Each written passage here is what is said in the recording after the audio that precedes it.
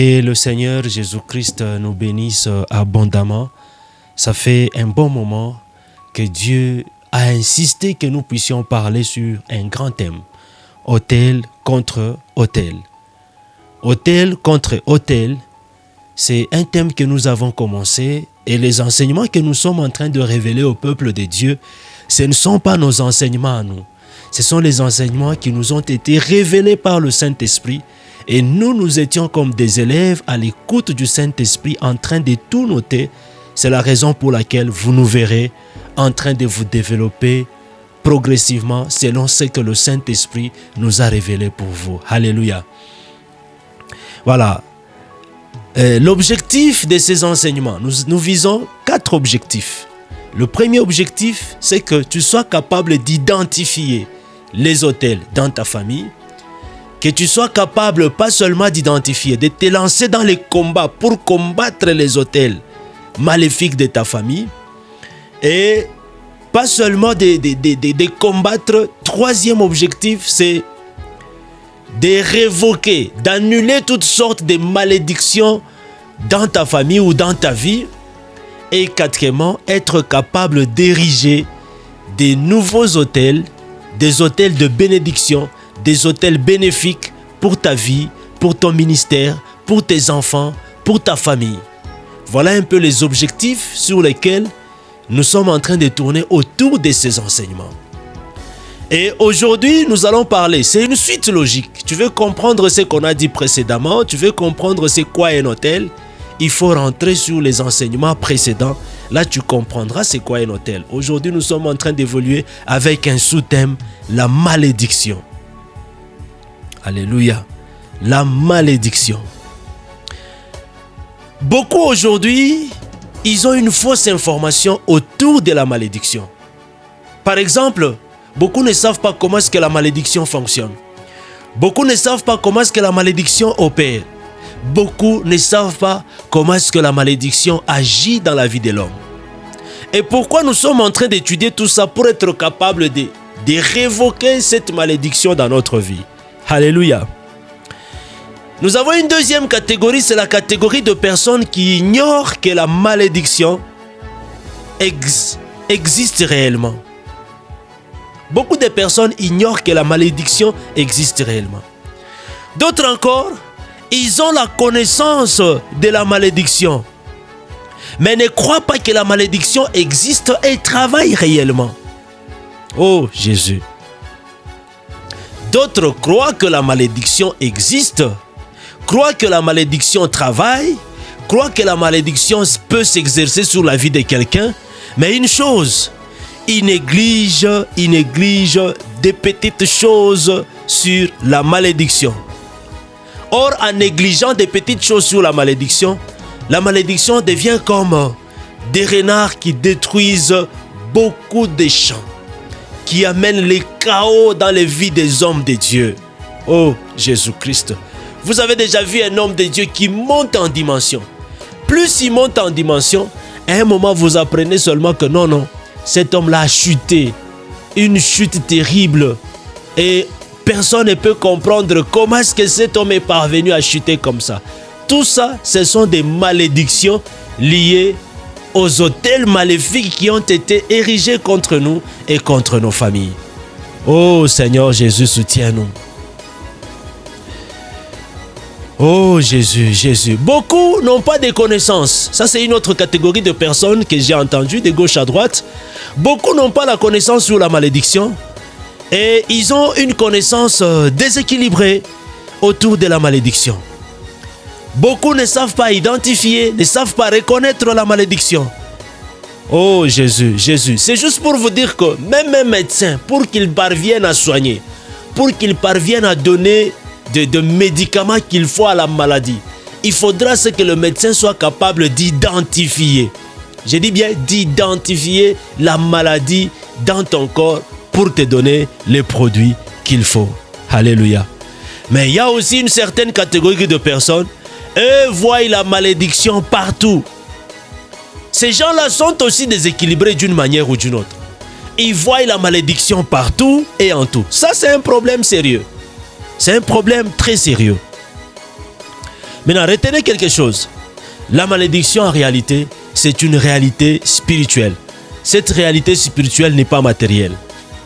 Or, toute chose spirituelle, on la juge spirituellement. Prenons le cas de quelqu'un qui t'appelle pour te dire « Oye, mina kuzunikia sana ».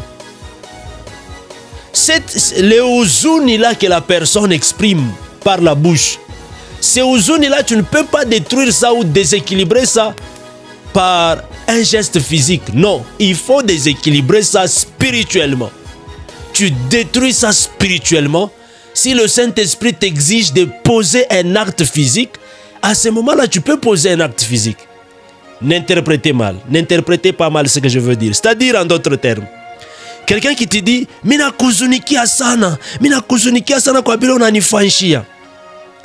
Toi, tu entres d'abord en prière, tu détruis ce que la personne a prononcé comme mauvaise parole, qui est considérée comme parole de malédiction. Mais après avoir détruit, si le Saint-Esprit te dit « Achète maintenant tel cadeau, va lui offrir ».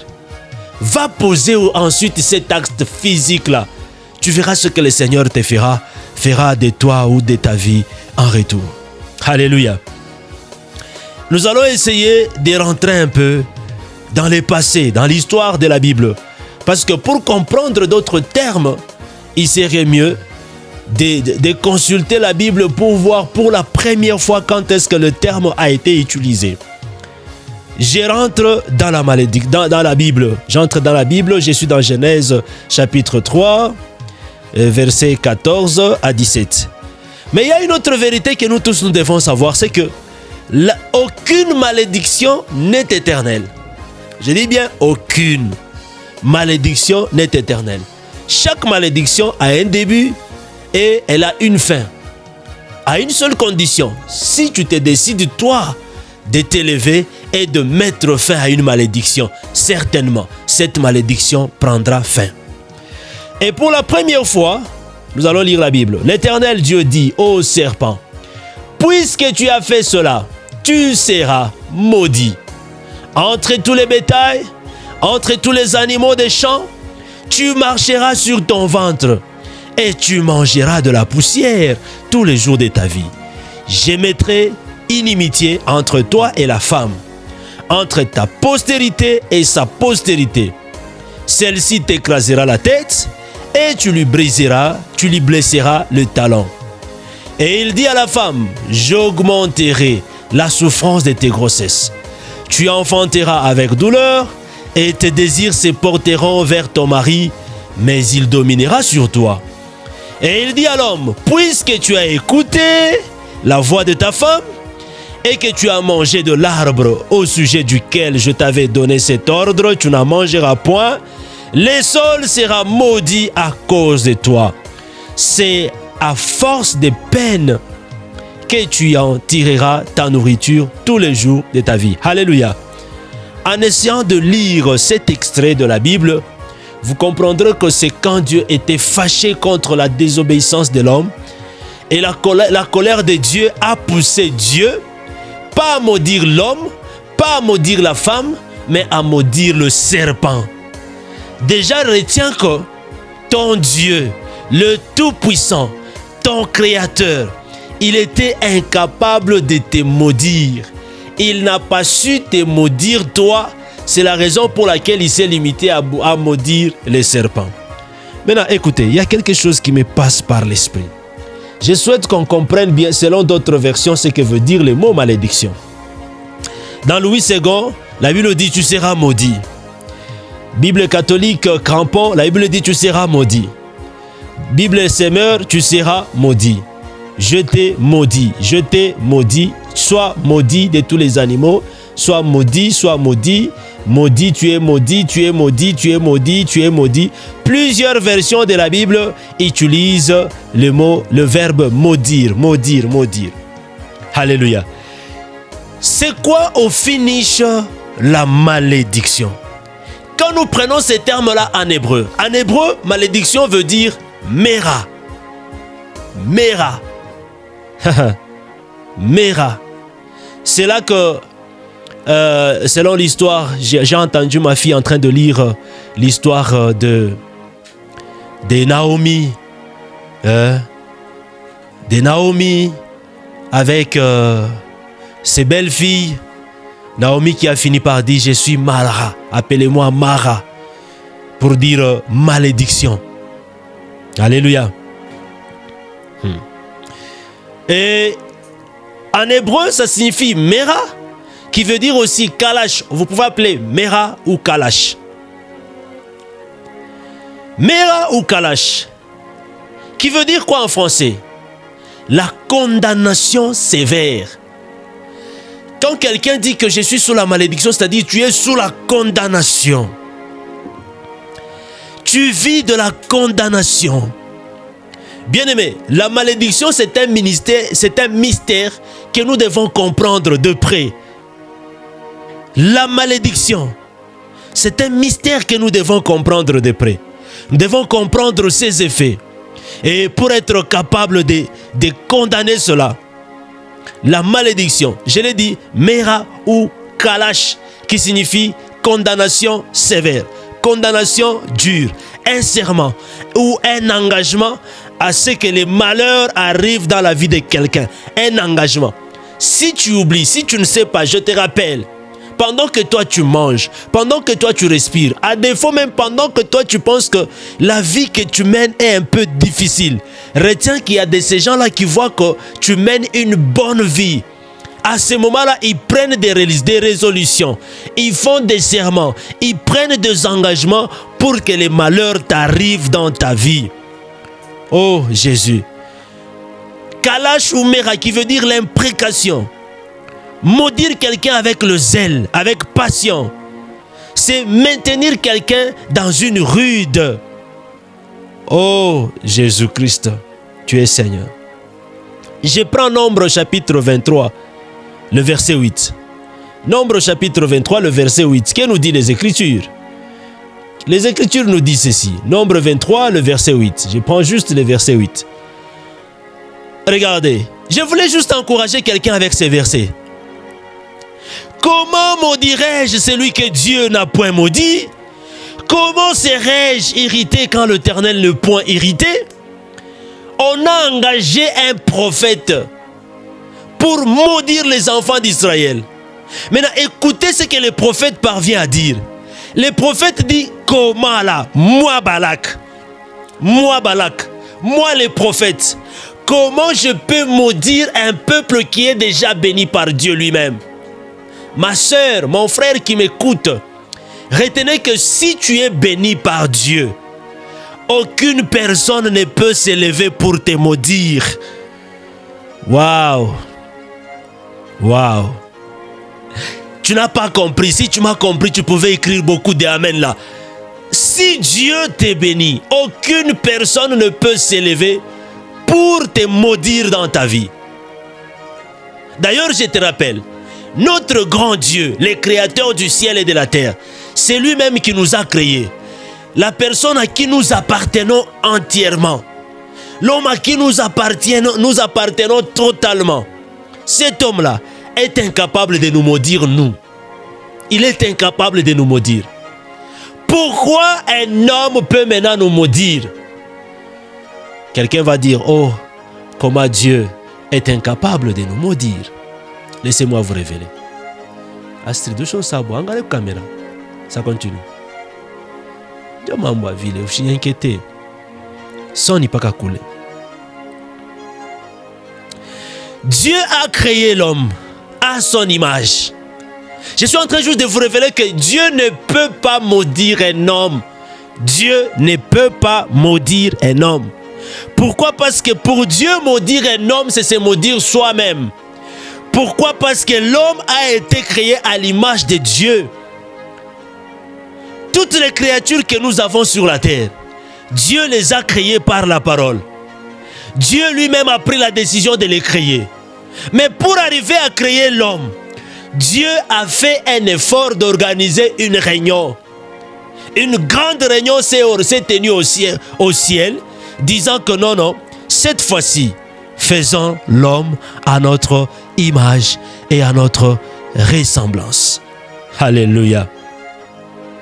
faisons l'homme à notre image et à notre ressemblance. C'est juste pour te dire que mon frère qui m'écoute, ma soeur qui m'écoute, tu es fait à l'image de Dieu. Tu es créé à la ressemblance de Dieu. Dieu ne peut pas te maudire. Si tu passes sous la malédiction, c'est à toi de t'élever, de faire de prendre conscience de ta propre vie, de faire l'introspection, la rétrospection de ta vie et d'entrer dans la prière, de combattre cette malédiction qui travaille dans ta vie, de révoquer, d'annuler la malédiction qui travaille dans ta vie. Waouh! J'ai pensé commencer avec... j'ai pensé attaquer aussi à la bénédiction, mais je laisse d'abord la bénédiction. Je reviendrai sur la bénédiction après. Aujourd'hui, je parle d'abord de la malédiction. Je suis dans Psaume chapitre 109, le verset 18 à 19. Écoutons ce que les Écritures nous révèlent. Psaume 109 plutôt. 109.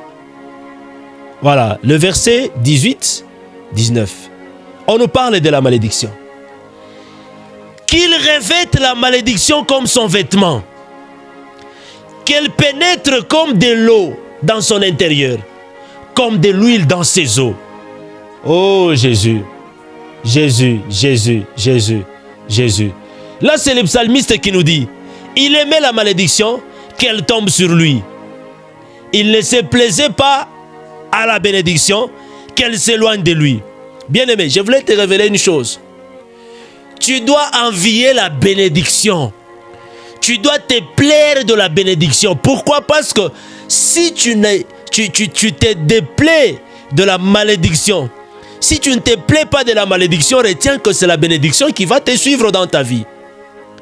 Et écoutez ce que la malédiction fait dans la vie de quelqu'un. Le psalmiste nous dit qu'il revête la malédiction comme son vêtement. C'est-à-dire, quand la malédiction entre dans ta vie, quand la malédiction te touche, retiens que cette malédiction, tu peux la porter ou elle peut te porter sur ton corps comme on porte les vêtements. Et pendant que tu passeras partout en route, même le monde spirituel satanique saura t'identifier que tu es sous la malédiction. Waouh! Voilà le premier élément du côté fonctionnement de la malédiction. Le deuxième élément du côté fonctionnement de la malédiction selon les psalmistes, on nous dit qu'il pénètre comme de l'eau dans son intérieur. De la même manière que nous prenons un verre d'eau, une bouteille d'eau, nous buvons. La malédiction, quand elle t'attaque, elle va entrer même dans ton corps. Écoutez ce qu'il ajoute. Il dit, comme de l'huile dans ses os. C'est-à-dire, la malédiction, quand elle t'attaque, elle va entrer même dans tes os. Oh Jésus, j'ai pris pour toi. Si tu vis des maladies et tu comprends que ces maladies-là, c'est à cause de la malédiction. Oh, ce soir, par la prière de ce soir, le Seigneur va te visiter. Au nom de Jésus. Au nom de Jésus. Au nom de Jésus. Au nom de Jésus. On ajoute dans le verset 19, on dit qu'elle lui serve de vêtements pour se couvrir. C'est-à-dire quand la malédiction atteint la vie d'une personne, la personne peut dormir en se couvrant de la malédiction, sans le savoir. Oh, des ceintures dont il soit toujours saint. C'est-à-dire partout que tu te promènes, si tu es sous la malédiction, tu seras comme autour de ta ceinture, autour de ta hanche comme une ceinture. Et cette ceinture-là, c'est quoi? La malédiction. Pour dire que c'est quelque chose qu'il ne faudra pas aimer. Il faudra annuler. Il faudra révoquer toutes sortes de malédictions. Et surtout des malédictions basées sur les autels maléfiques. Ah, ces malédictions-là travaillent. Ça travaille certainement. Oh, ça travaille certainement. Oh Jésus, Jésus, Jésus. Mon frère, ma soeur, je t'informe que si le diable vient vers toi comme un serpent, retiens qu'il est grand temps pour toi de t'élever, de faire appel au serpent d'airain, qui est Jésus-Christ. Quels que soient les totems que le diable peut prendre pour te maudire, quels que soient les totems que le diable peut amener dans ta vie, sache que le Christ a tous les totems qu'il faut pour briser la malédiction dans ta vie. Alléluia. Laisse-moi te révéler une chose pour chuter et m'arrêter là-bas. Tu peux être sous la malédiction, mais retiens une chose. Souvent dans nos familles africaines, souvent, ce sont nos mamans, nos tantes, nos oncles. Mina kuvuria mangua. Unyone sasa mina kuloka. Na kuvuria mangua mina kuloka. En d'autres termes, je me déshabille devant toi pour te maudire. Oh Jésus, Jésus. Laisse-moi te révéler que il y a une personne qu'on a déshabillée aussi. C'est-à-dire, quand tes oncles, quand tes tantes se sont déshabillés devant toi pour te maudire, je voulais te fortifier, t'encourager à t'accrocher à Jésus-Christ. S'ils se sont déshabillés devant toi pour te maudire, retiens qu'il y a un homme qu'on appelle Jésus-Christ. Lui aussi à son tour, il s'est déshabillé, il a accepté de se déshabiller à la croix de Golgotha pour que toi, tu vives la bénédiction. Pour dire que aucune malédiction face au nom de Jésus-Christ, aucune malédiction ne peut résister.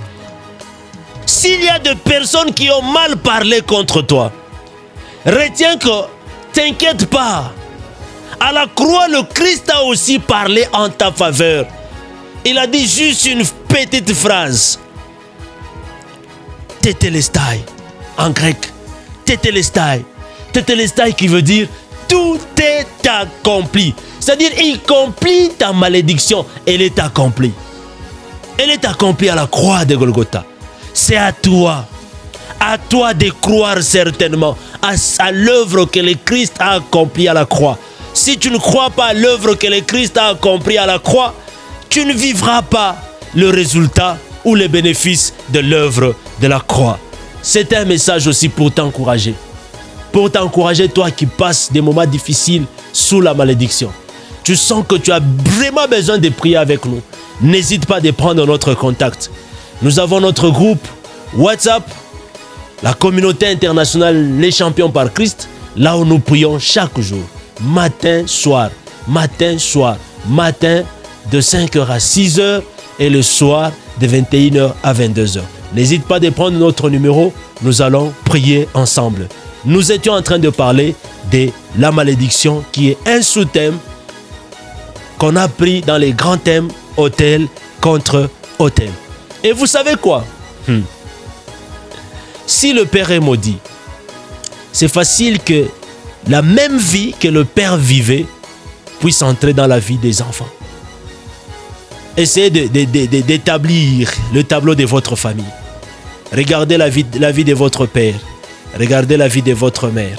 Regardez la vie de vos oncles, de vos tantes paternelles. Regardez la vie de vos oncles et de vos tantes maternelles. Essayez de mettre les deux tableaux comme ça devant vous. Érigez aussi un autre tableau pour vous, comme ça au milieu. Essayez d'analyser. Vous remarquerez que si l'autre vivait ça, cette histoire est dans vous, maintenant vous les enfants. Si l'autre de l'autre côté vivait ça, cette histoire est aussi dans vous les enfants. C'est-à-dire, c'est aujourd'hui, vos pères ont fait leur vie. Vos mères ont fait leur vie. Aujourd'hui, c'est à vous de vivre votre vie. Et la bonne façon de vivre votre vie, c'est de vous accrocher au Seigneur Jésus-Christ, d'analyser le tableau de votre vie et de vous mettre sur les champs de bataille. Soyez conscients que la vie que nous menons sur cette terre des hommes, c'est une vie de bataille, c'est une vie de combat chaque jour.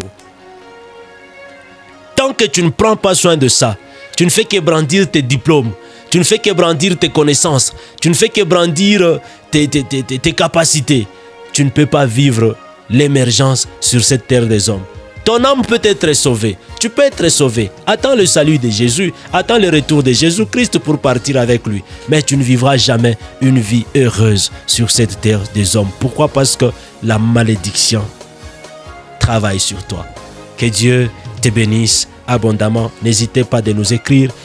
N'hésitez pas de poser des questions autour de la malédiction. Nous allons vous répondre. Quelqu'un peut dire, oh, la malédiction sans cause et nulle et sans effet. Tout ça, on reviendra sur ça prochainement. Que Dieu vous bénisse abondamment. Ciao.